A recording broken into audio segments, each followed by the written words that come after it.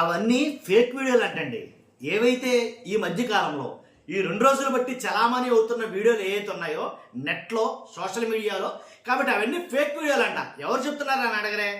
ఎవరైతే ఏబిఎన్ వెంకటకృష్ణ గారు ఉన్నారో అవి అయితే ఫేక్ వీడియోలు, అవి దొంగ ఫోటోలు, అవి ఫేక్ ఫోటోలు అని చెప్తున్నాడు ఆయన.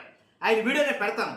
ఆయనదే కాదు, నేను మాట్లాడతాను దాని గురించి. ఎందుకు ఫేక్ వీడియోలు అంటారంటే కనుక బొత్స సత్యనారాయణ గారు, అలాగే చాలామంది వైఎస్ఆర్సీపీ నాయకులు, ఎమ్మెల్సీ సభ్యులు, వీళ్ళందరూ కూడా మండలిలో ఫోటోలు పట్టుకొని, ఏదైతే వెంకటేశ్వర స్వామి ఫోటోలు పట్టుకుని వాళ్ళు మండలిలో చూపించి నడుచుకుంటూ పోలిన దాకా వచ్చారో, అప్పుడు దాంట్లో వాళ్ళు వేసుకున్నవి బూట్లు వేసుకుని, షూ వేసుకుని, ఏదైతే వెంకటేశ్వర స్వామి ఫోటోలు పట్టుకుని రావడం మహాపచారం అని సోషల్ మీడియా వేదికగా, అలాగే మెయిన్ స్ట్రీమ్ ఛానల్లో టీడీపీ బీభత్సంగా అయితే కనుక ప్రచారం అయితే చేసింది. కూటమి ప్రభుత్వం ప్రచారం అయితే చేసింది. కానీ ఏంటో తెలియదు, కానీ వాళ్ళు ఏం చేసినా రివర్స్ అవుతుంది. మధ్యలో ఈ మాట మన పార్టీలకు అతీతంగా మాట్లాడతాం. వాళ్ళు ఏం చేసినా కానీ రివర్స్ అవుతుంది. ఇప్పుడు వాళ్ళు షూ వేసుకుని దేవుడి ఫోటోని పట్టుకుని ఇలా తిరుగుతున్నారు, అది మహాపచారం, అది తప్పు, అసలు మండలిలోకి ఆ ఫోటోలు తీసుకురావడమే తప్పు అని చాలామంది మాట్లాడారు.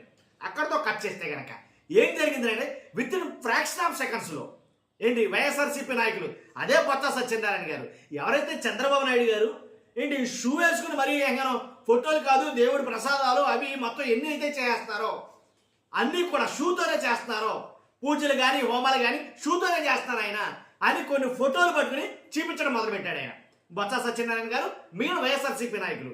ఇది ఎవరికి నచ్చట్లేదంటే కనుక ఒక వర్గానికి సంబంధించిన కొన్ని మీడియా ఛానళ్ళు ఇవి తప్పు, అవి ఫేక్ వీడియోలు అని అంటున్నాయి. అసలు ప్రజల తరపున నేను అడుగుతున్నా, ఎవరిని నమ్మాలి, దేన్ని నమ్మాలి అంటే తెలుసుకోవడానికి, ప్రజలు నిజమేంటో తెలుసుకోవడానికి చూసేదే జర్నలిజం, ఏదైతే టీవీలు, వార్తలు. ఆ వార్తల్లోనే వార్తలు చెప్పే మెయిన్ స్ట్రీమ్ ఛానల్సే తప్పుగా మాట్లాడుతూ ఉంటాయి, అబద్ధం మాట్లాడుతూ ఉంటాయి, అంటే వెనకేసుకు రావడం కోసం ఏదైనా మాట్లాడుతూ ఉంటాయి. ఇంకా దేన్ని నమ్మాలి, వీళ్ళని ఎలా నమ్మాలి అనేది అసలు ఎవరికి అర్థం కాని పరిస్థితి. ఎందుకు చెప్తానంటే కనుక అసలు వివరంలోకి వెళ్తే ఒక విషయం చెప్తాను మీకు. చెప్పే ముందు అన్నది రిక్వెస్ట్ ఉంది. ఫస్ట్ వాస్తవం ఏంటనేది ప్రజలకు తెలియాలంటే కనుక మీ బాధ్యతగా ముందు మీరు లైక్ చేయండి. లైక్ చేస్తే ఇన్ఫర్మేషన్ ఎక్కువ మంది షేర్ అవుతుంది, నిజమేంటో తెలుస్తుంది. కొత్త మన ఛానల్ చూస్తే పక్కాగా సబ్స్క్రైబ్ చేయండి. మీ అమూల్యమైన అభిప్రాయాన్ని కామెంట్ రూపంలో తెలియజేయండి. ఇప్పుడు ఆ ఏబిఎన్ వెంకటకృష్ణ గారు మాట్లాడిన వీడియో ఏదైతే ఉందో ఆ వీడియో పెడతాం. ఆ వీడియో చూడండి, తర్వాత మనం మాట్లాడుకుందాం. ఎండ్ వరకు చూడండి వీడియో. చంద్రబాబు నాయుడు వెంకటేశ్వర బొమ్మ పట్టుకుని బూట్లు వేసుకుని నడిచాడని ఒక మార్పుడు ఫోటో. చంద్రబాబు నాయుడు గురించి అందరికీ తెలుసు, ఆయన దేవుడు బొమ్మ ఉంటే చెప్పులు గాని షూస్ గాని వేసుకోడు. అవునా, నిజమా? ఆయనకున్న ఒక దీని వల్ల సాక్స్ మాత్రమే వేసుకుంటాడు. ఆయన సాక్స్ మాత్రమే వేసుకుంటాడు. వాటిని మార్ఫ్ చేసి మార్ఫింగ్ లో బూట్లు తొడిగి ఆ బూట్లు పట్టుకుని దొంగ ఫోటోలు పట్టుకుని బొత్స సత్యనారాయణ అండ్ గ్యాంగ్ ఆ మార్పుడు ఫోటోలు పట్టుకుని జనాన్ని మాయ చేసే ప్రయత్నం చేశారు. నువ్వు ఇంతకు మించి దిగజారవన్న ప్రతిసారి యు ప్రూవ్ మీ రాంగ్. ఎంత మినిమం నాలెడ్జ్ ఉన్నవాడైనా వెంకటేశ్వర స్వామి పటం పట్టుకుని నడిచేవాడు బూట్లో వేసుకుని నడుస్తాడా? పైగా చిత్తూరు జిల్లాలో, తిరుపతి జిల్లాలో పుట్టి వెంకటేశ్వర స్వామి ఇలవేల్పుగా పెట్టుకున్న చంద్రబాబు నాయుడు నడిచాడని బొత్స సత్యనారాయణ గారు పచ్చిగా అబద్ధం ఆడాడు బయటకు వచ్చి. పచ్చిగా అంటే పచ్చిగా. అంత దిగజారి అబద్ధాలు ఆడాల్సిన అవసరం ఏమొచ్చింది? నాయుడు వెంకటేశ్వర స్వామి బొమ్మ పట్టుకుని బూట్లు వేసుకుని నడిచాడని ఒక మార్పుడు ఫోటో.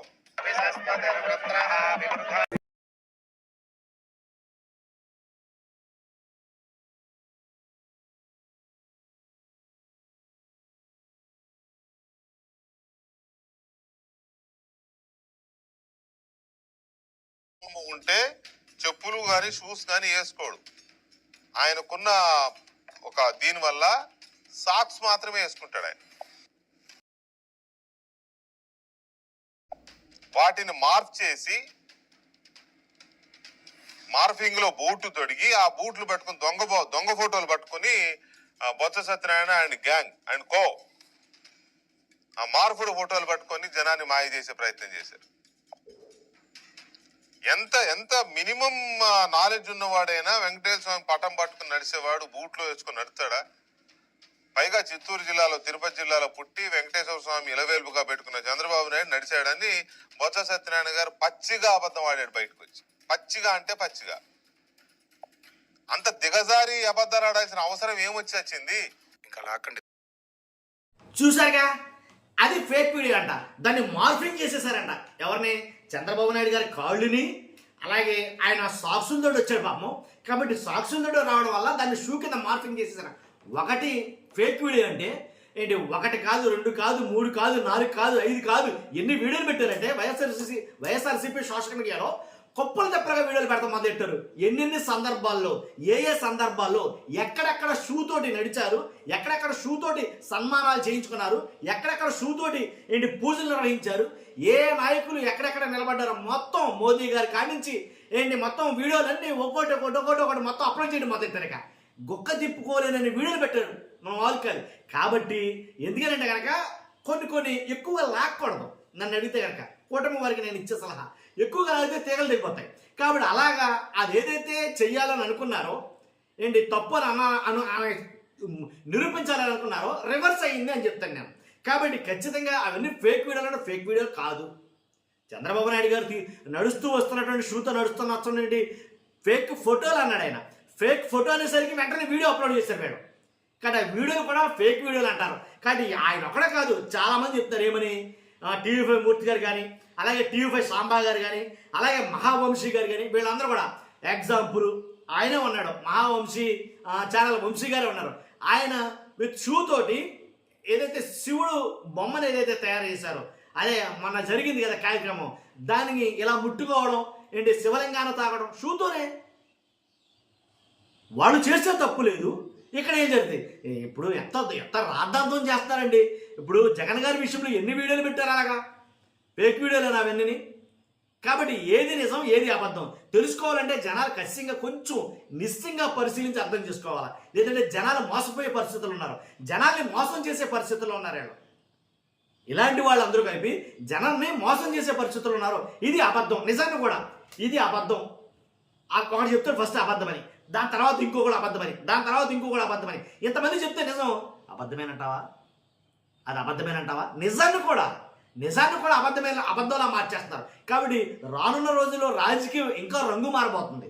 అదైతే నేను చెప్పగలను, మామూలుగా ఉండబోతల్లా. ఏదైతే తిరుపతి లడ్డీ కల్తీ కానించి అలాగే ప్రతిదీ కూడా ఏది చూసుకున్నా సరే జనం నిశ్చితంగా ఆలోచించకపోతే, ప్రజలు నిశ్చితంగా ఆలోచించకపోతే కనుక మోసపోతారు. అదే నేను చెప్పాలనుకున్నాను అల్టిమేట్గా. కానీ వాస్తవాలు ఏంటో ఆలోచించి గ్రహించండి ఏది నిజం అనేది. కాబట్టి ఖచ్చితంగా ఇలాంటి వాళ్ళని కొంచెం జాగ్రత్తగా అబ్జర్వ్ చేయమని నా అభిప్రాయం. ఖచ్చితంగా చూస్తున్న మీరు అందరూ మీ అభిప్రాయాన్ని కామెంట్ రూపంలో తెలియజేయండి. ఫస్ట్ అయితే లైక్ చేయండి. Thank you very much.